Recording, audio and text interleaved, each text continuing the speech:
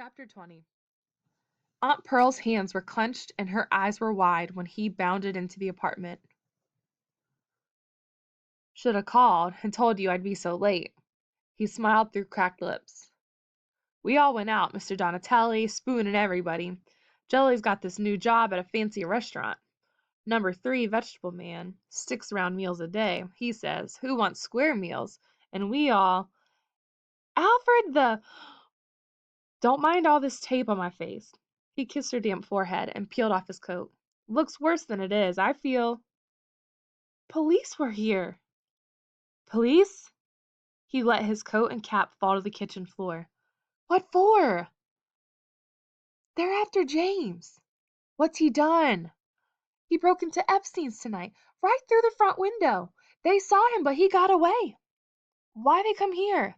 They were very nice and all. They knew you from last time. You and James was friends. Right through the front window? Why'd he do a fool thing like that, Alfred? He shrugged. Well, I hope he gets away. I don't think he's gonna. Why not? The police said he cut himself real bad getting out again, blood all over. They said he can't get too far. James, whispered Alfred. Police said they think he's a... Alfred? Where are you? Alfred! He took the steps 2, 3 at a time, stumbling twice, and he hit the icy stoop off balance, tumbling into the street. But he was up and running hard, into the bitter night wind that lashed at his thin sweater and blew wet flakes of snow into his face, running out the stitch that chewed at his side, running into a second wind, feeling the cold spot grow and explode in his stomach. He didn't slow down until he reached the park. The park lay white and silent, the new-fallen snow glistening under a full moon. The snow deadened his careful footsteps. Over the smaller rocks, over the low thicket of leafless bushes. He dropped to his knees in the shadow of the huge rock and elbowed his way through the stunted trees. At the mouth of the cave, he heard heavy breathing. James, he whispered. The breathing stopped. It's me, Alfred. What do you want? Come to help you, said Alfred. Just go away. He moved in closer, his knees quivering as the snow sneaked through his trousers. Go away! My cave too, James, remember? He crawled in, a wooden match flared, and he saw James, crouched like a cat, his eyes wide, sweat bubbling on his face. Before the match burned down into James's fingertips, Alfred saw the dark, widening stain on his torn coat sleeve, and the blood running off of his hand. You're cut bad. That's my business. Need to go to a hospital. I'll take you. Leave me alone. If you don't bleed to death, you could get infected. Too bad. This ain't the movies, James. You could lose your arm. The breathing began to slow down, grow shallower. James, it hurts. Let me wrap it up. James lit another match. Alfred ripped off the torn coat sleeve and tied his handkerchief around the cut. The handkerchief turned red, but the flow of blood slowed down. All that tape on your face. Had a fight tonight, said Alfred. You win? Sort of. You a fighter, always so meek and quiet. Let's go. You got any money, Alfred? For a fix? You said you was going to help me. That's not going to help, just mess you up more. Just one more. You said that last time. What do you know? James began to sob, his shoulders heaving. Dirt and pebbles spilled off the ceiling of the cave. You can beat the junk, man. I'm going to help you beat it, said Alfred.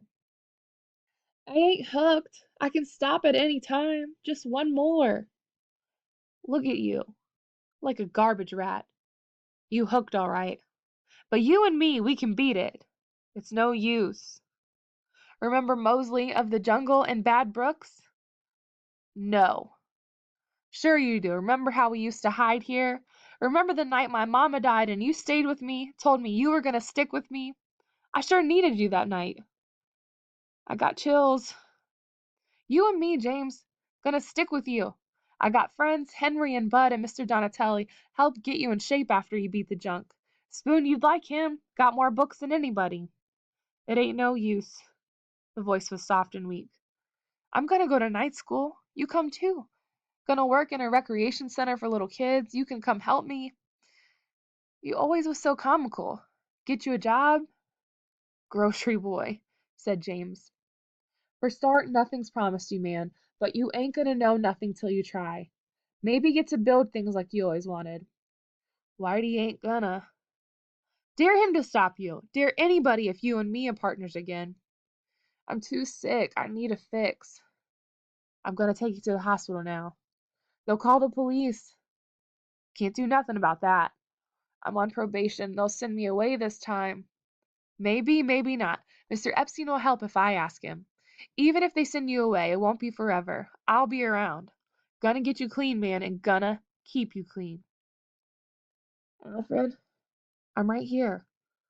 Why you want to do all this? Because I know I can, James, and you're my partner. Ready? There was no answer. Alfred's fingers moved up James's arm. The blood was flowing again.